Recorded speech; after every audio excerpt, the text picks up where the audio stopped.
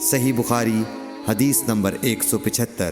عدی بن حاتم کہتے ہیں کہ میں نے رسول اللہ صلی اللہ علیہ وسلم سے کتے کے شکار کے متعلق دریافت کیا تو آپ صلی اللہ علیہ وسلم نے فرمایا کہ جب تو اپنے سدھائے ہوئے کتے کو چھوڑے اور وہ شکار کر لے تو اس شکار کو کھا، اور اگر وہ کتا اس شکار میں سے خود کچھ کھا لے تو اس کو نہ کھائیو، کیونکہ اب اس نے شکار اپنے لیے پکڑا ہے۔ میں نے کہا کہ بعض دفعہ میں شکار کے لیے اپنے کتے چھوڑتا ہوں، پھر اس کے ساتھ دوسرے کتے کو بھی پاتا ہوں۔